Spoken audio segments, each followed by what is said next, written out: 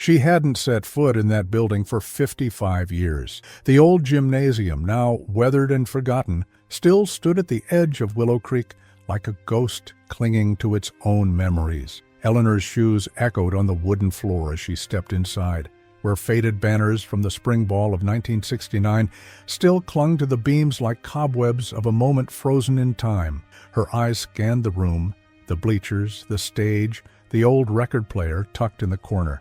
Everything was smaller now, or maybe she was just older.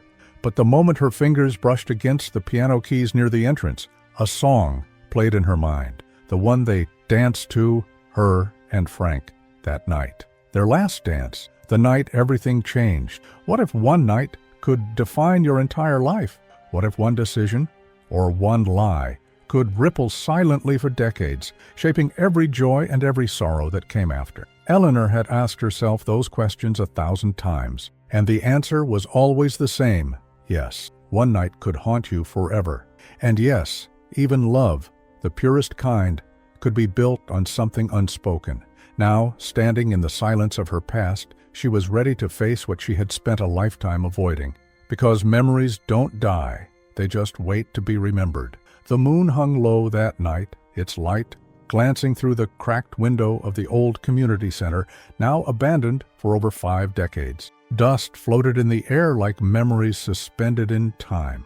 Eleanor stood still at the center of the wooden dance floor, the same spot where she and Frank had danced their final waltz in 1969. She closed her eyes and could almost hear the music again, soft, trembling violins echoing through her bones. But when she opened them, something had changed. On the far wall, behind a crumbling velvet curtain, she saw something she had never noticed before. A panel, slightly open, as if time had loosened it just enough to whisper, "Look again." Her fingers trembled as she approached, unsure whether it was the cold of the night or the weight of the past that made them shake. Pulling the panel open fully, Eleanor found a small compartment. Inside, a box, old, locked, and wrapped in faded red ribbon. Her heart raced. She hadn't come back here for secrets, but maybe secrets had waited for her all along. She held it against her chest, feeling a strange blend of fear and longing. Had Frank known about this? Had Clifford? And why was her name etched faintly on the corner of the box? This was no coincidence. What if the person you loved most had kept something hidden from you your entire life? What if the love you thought had been pure was actually built on something broken? Eleanor didn't want the answers, but she knew she had to find them. Because you can't move forward when part of you is still dancing in a lie. The box was cold in Eleanor's hands, even though the room wasn't.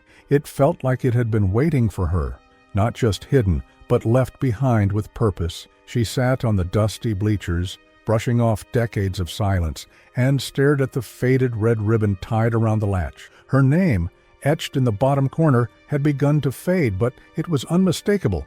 E. Whitmore. Frank had always carved her initials into the smallest things, tree trunks, napkins, the base of her mirror.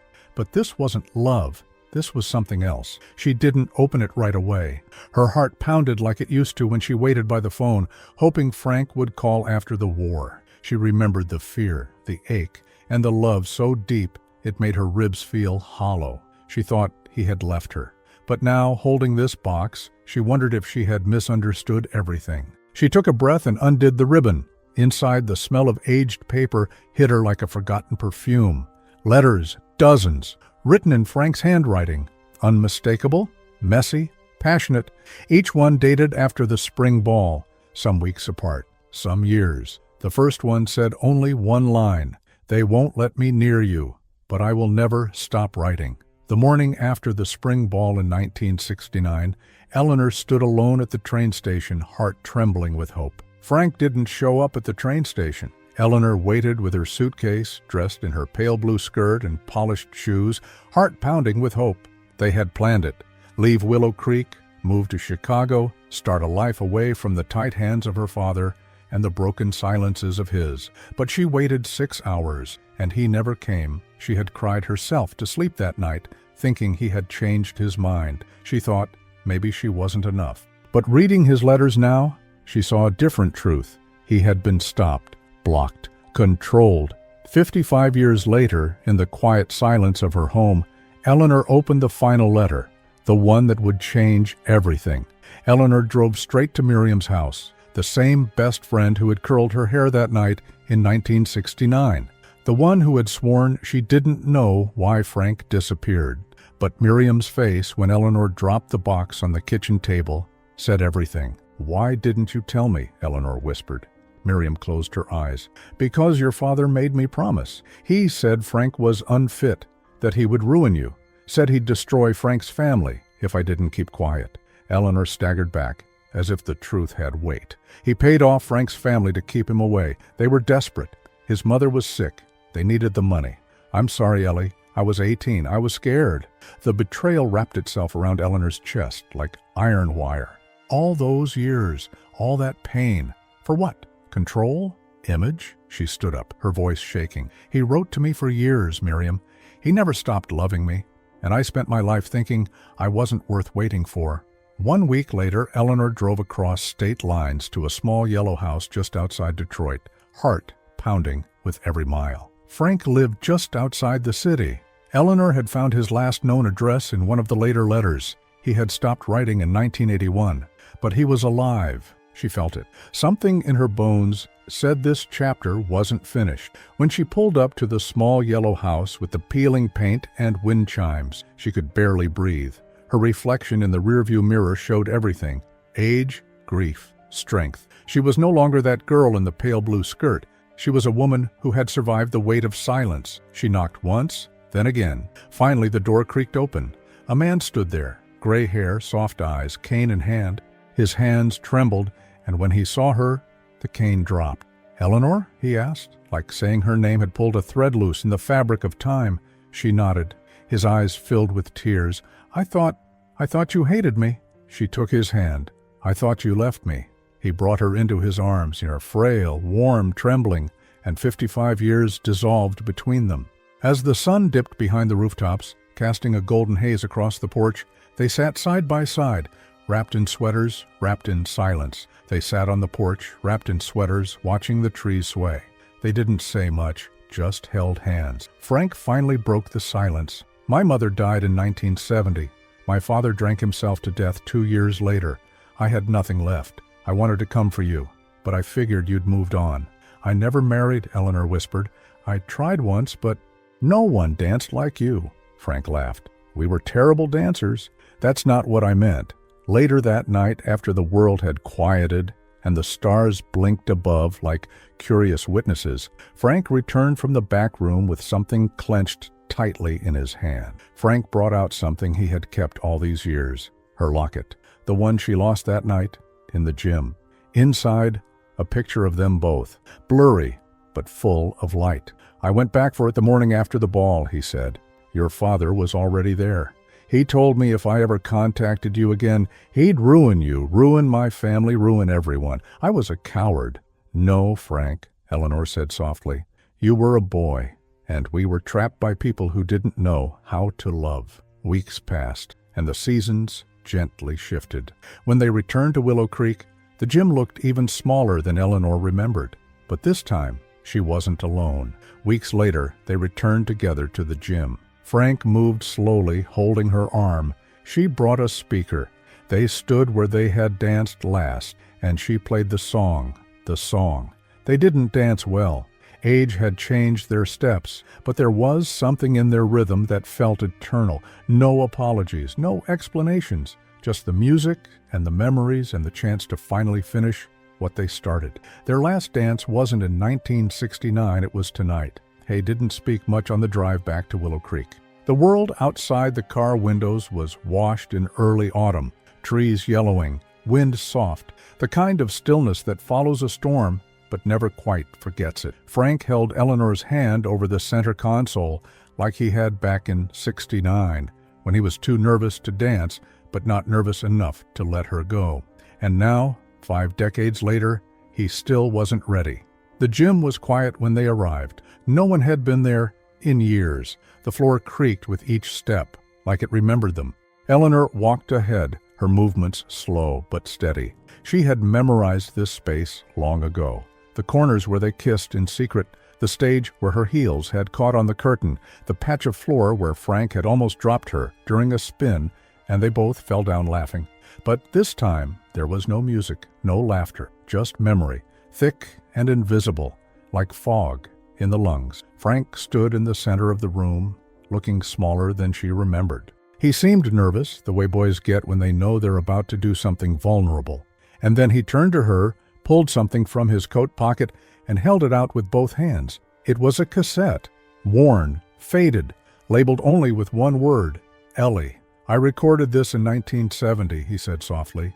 "I used to listen to it whenever I missed you," which was always. Eleanor took the cassette like it was made of glass. In her eyes, he was no longer the gray-haired man standing beneath the peeling banners of the past. He was the boy who had waited at the edge of the dance floor for her to take his hand. They found an old stereo in the supply room, still plugged in. Frank carefully fed the tape into the player. The speakers hissed, and then, gently, music. Their song. Eleanor took a slow step toward him. Her hand trembled slightly, but when he held it, it steadied. They danced, not well, not gracefully. Age had taken its toll.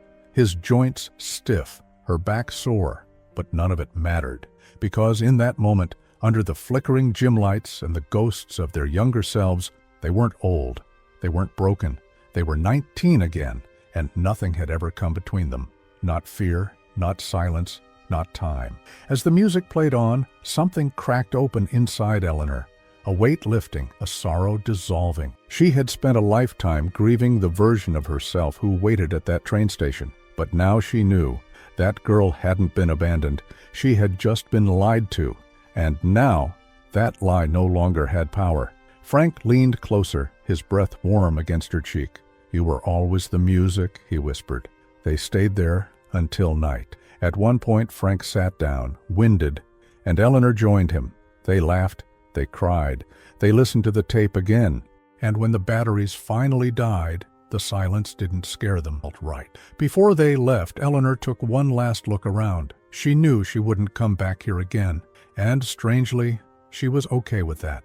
The room had served its purpose. It had guarded their memory. And now it had returned it. The seasons began to shift gently. Mornings grew cooler, and the days settled into a rhythm that finally felt like peace. At home, Eleanor placed the cassette in a small glass box beside her bed. She found herself humming the tune some mornings, even before her eyes opened. Frank called her every night. Sometimes they just sat on the phone together, not saying much, letting years pass between their silences like waves receding. They weren't trying to reclaim lost time. They knew better than that. They were just letting it live now, in full color, with both feet on the ground. One afternoon, her niece came over, a bright, curious woman named Claire. She had never heard much about Frank, only that Aunt Eleanor had once loved someone fiercely. She asked if it was true. Eleanor smiled, nodding. "He waited for me," she said softly, "and I waited without knowing I was waiting." Claire looked puzzled. "Isn't that too long?" Eleanor chuckled.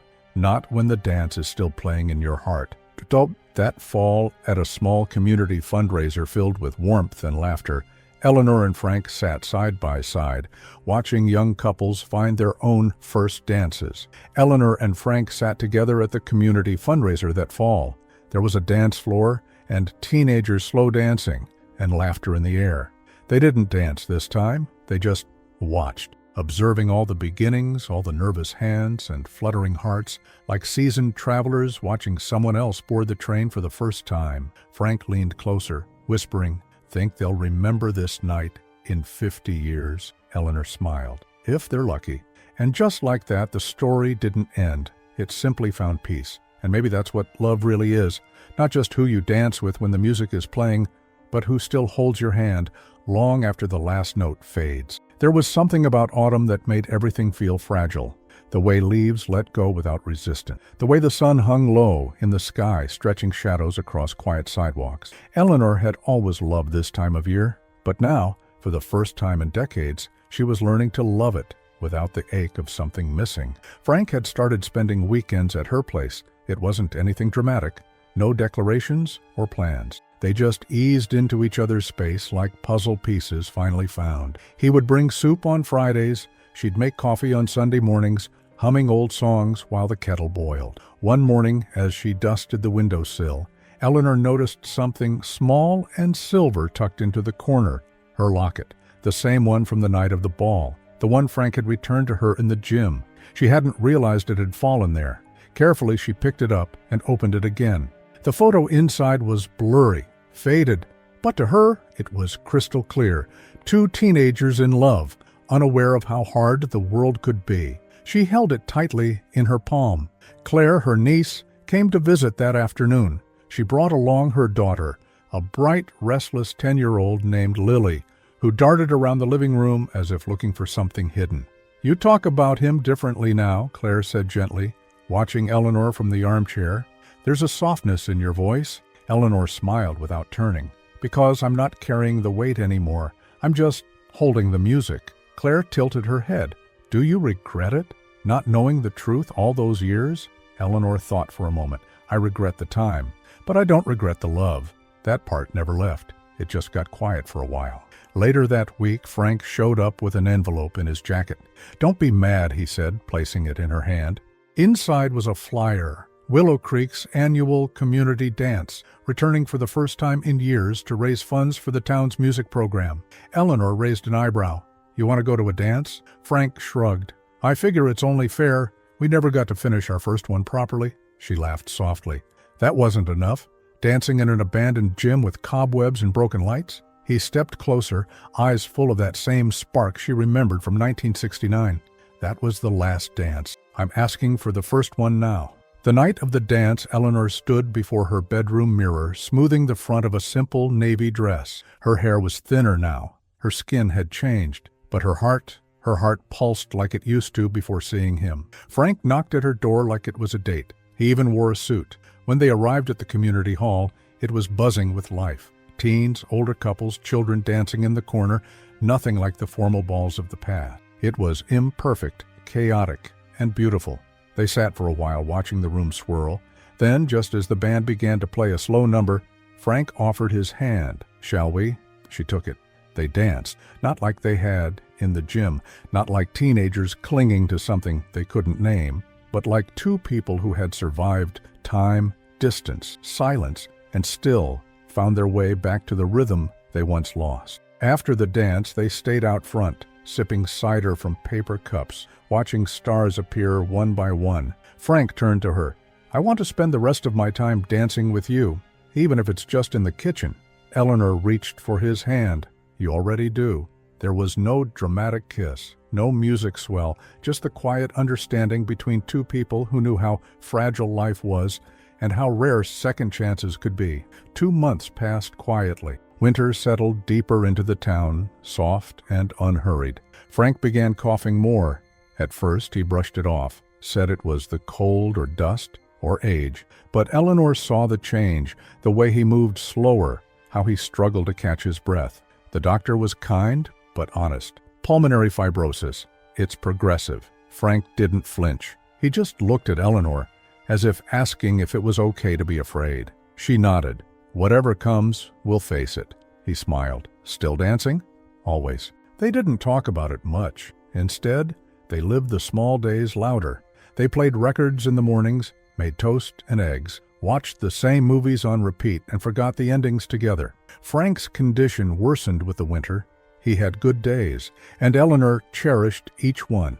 On one particularly quiet evening, he asked her to bring the cassette player to the bedroom. "I want to hear it again," he whispered. So she played it. That old tape with their song, slightly warped now, full of little hisses and scratches. He held her hand, tight, firm, like that night in the gym. "I never stopped dancing with you," he whispered, "even when we were apart." Frank passed away in late February, just before the thaw.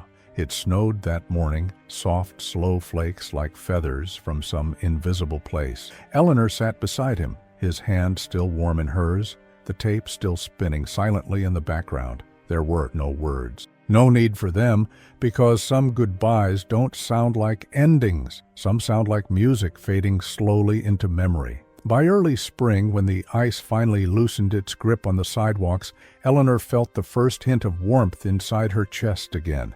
Eleanor returned to the community center, Not the old gym, but the new one downtown, where kids practiced dance routines and band rehearsals echoed off the walls. She brought the cassette tape and donated it to the music program, asking if it could be displayed in a shadow box by the entrance. The young woman at the desk read the faded label.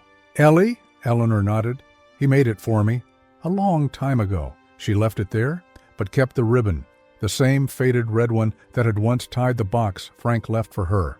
It now sat on her wrist like a bracelet, frayed but whole. When summer arrived, heavy with scent of cut grass and late sunsets, Eleanor received an invitation she hadn't expected. Claire organized a small family gathering. Eleanor almost didn't go. Crowds had never been her thing. But when she arrived, Lily, the 10-year-old, ran up and asked the one question Eleanor hadn't expected. "Can you show me how to slow dance?" Eleanor smiled, held out her hands, and taught her right there in the middle of the yard, barefoot under the string lights, with no music but the crickets and breeze. Claire watched from the porch, eyes glassy.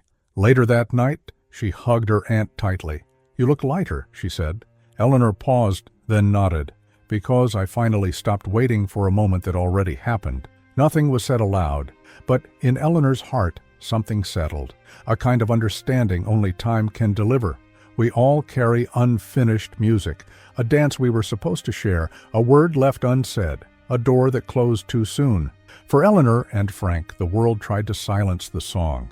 But love, real love, doesn't forget the steps. It waits, quietly, patiently, until the floor creaks again, the record spins, and two hands find each other in the dark. And maybe the last dance isn't the one we think. Maybe it's the one we carry forward.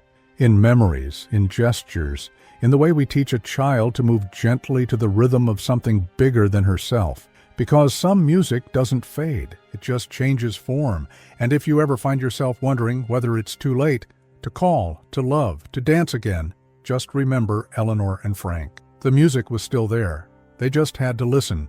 Did you enjoy the story? Don't forget to like, subscribe to the channel, and turn on notifications. Enjoy and comment below about your experience listening to this story.